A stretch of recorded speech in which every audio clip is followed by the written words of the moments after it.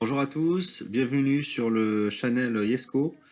Cette série de vidéos pour vous expliquer comment fonctionne le HTML et construire votre propre site internet.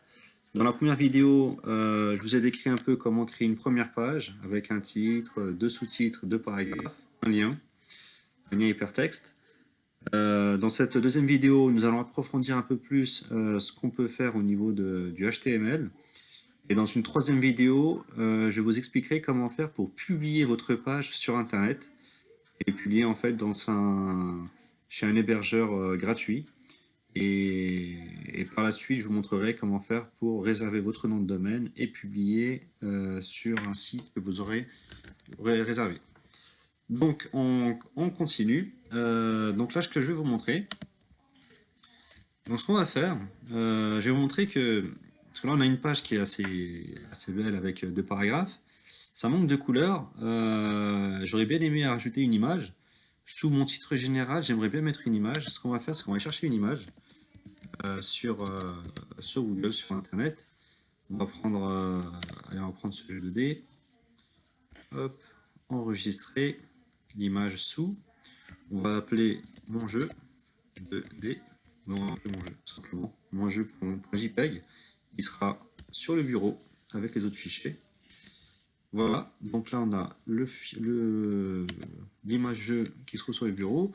Donc on a dit en dessous de mon titre général, on va mettre la balise image qui permet d'afficher une image. Donc là c'est image, vous mettez src égale le nom de l'image, donc où se trouve l'image. On a dit mon jeu.jpg. Voilà. On va mettre alors, on va commencer comme ça. On enregistre, CTRL S, on teste. Ça marche, magnifique. Magnifique. On va tester autre chose. On va rajouter le paramètre Alt pour dire c'est mon image. Voilà. F5. Et là, en fait, effectivement, on est sur Chrome, donc ça ne fonctionne pas. Donc là, le paramètre Alt permet d'afficher en fait un texte au passage de la souris sur l'image. Sauf que là, bon, je suis sur un navigateur sur lequel ça ne fonctionne pas. C'est pas grave. Donc là, on a notre première image sur notre page. C'est parfait. Ce qu'on va vouloir faire, par exemple, dans un deuxième temps, ça serait juste après ce paragraphe, mettre une liste d'informations. Ce qu'il faut savoir, c'est qu'en HTML, pour faire une liste, c'est très simple. Vous avez une liste qui s'appelle OL, qu'on va fermer tout de suite. Et ensuite, vous avez pour chaque élément de la liste une balise LI. Donc là, on va lui dire, par exemple, janvier. Donc là, ce qu'on va créer, en fait, c'est une liste numérotée. Vous allez voir ce que ça donne. Donc, janvier, février, mars,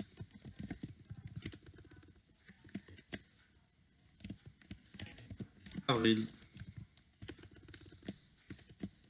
mai et juin. On va s'arrêter là. CTRL S.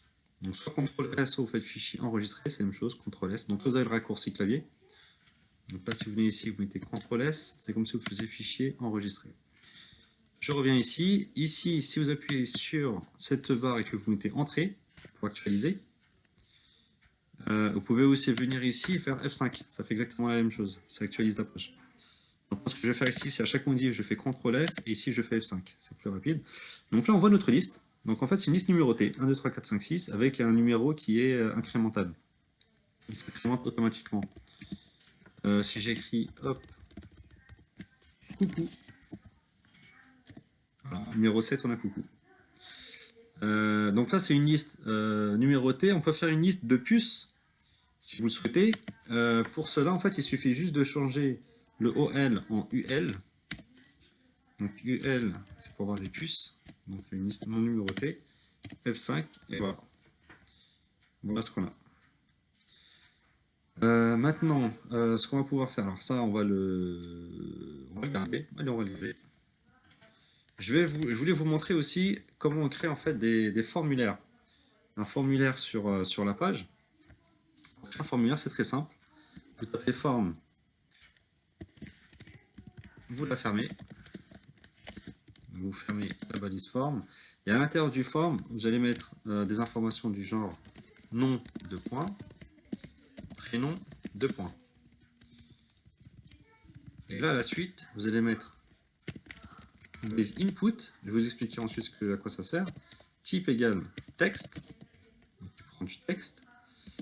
On va mettre un name. Name égale. Donc, le nom de famille, c'est last name. Qu'est-ce que ça donne? Voilà, ça donne un formulaire avec nom. Donc là, on a le nom. Je vais mettre un BR ici, un retour chariot, un break, pour revenir à la ligne automatiquement. On va mettre un deuxième ici également. Pour le prénom, je vais faire de même. Donc le prénom, donc c'est un type texte. Le last name, on va mettre ici maintenant first name pour le prénom. On peut mettre SMIA, on peut mettre ce que vous voulez. Hein.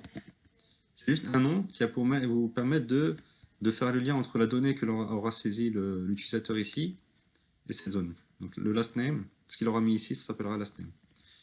Donc là, je fais entrer, voilà ce qu'on a, notre petit formulaire. Si je fais maintenant, alors je vais retirer le BR, ça sera peut-être plus simple, plus beau, plus esthétique. Effectivement, mon prénom. À la suite, si vous voulez un bouton pour effacer, input type égal reset, comme onglet reset, vous mettez que ça uniquement. Alors, on va quand même un texte. Je crois que c'est. Non, c'est value. Pardon. Value égale. On va lui dire efface tout. Voilà. Ça nous donne quoi? Ça nous donne ça.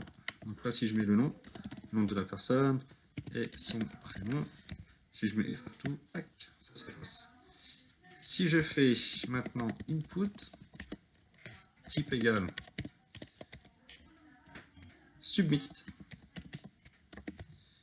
Voilà, submit tout simplement. En fait, ça va soumettre le formulaire. Une fois que vous aurez saisi en fait ce formulaire, ah si, on va mettre quand même une value pour lui dire le nom du bouton. On y va.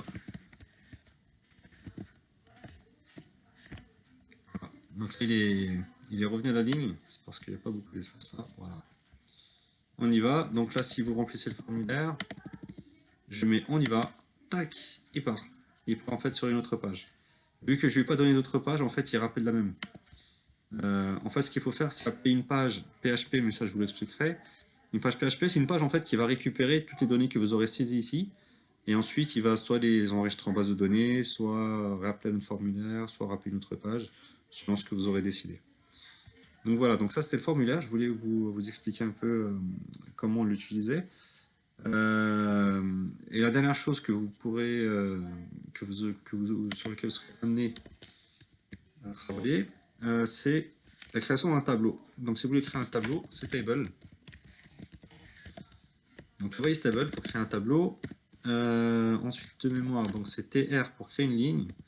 Et ensuite pour chaque colonne, vous mettez TD. Donc là on va faire un tableau par exemple avec 3 colonnes. 2 et 3.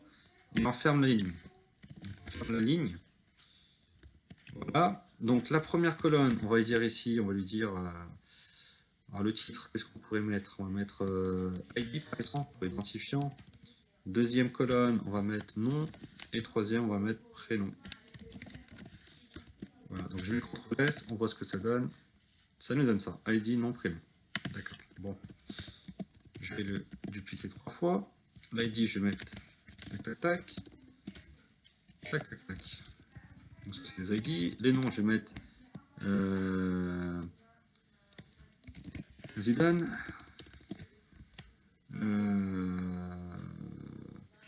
Henri. Prénom Thierry. Zinedine. J'enregistre, on voit ce que ça donne. Ça nous donne ça. Voilà, donc là on a un tableau. Bon, il n'est pas très esthétique parce qu'il n'y a pas de bordure. Vu qu'on n'a pas donné de paramètre bordure, la bordure est à 0. Ce qu'on va faire, c'est qu'on va dire border égale 1. Et là, on a une bordure magnifique. On a un beau tableau.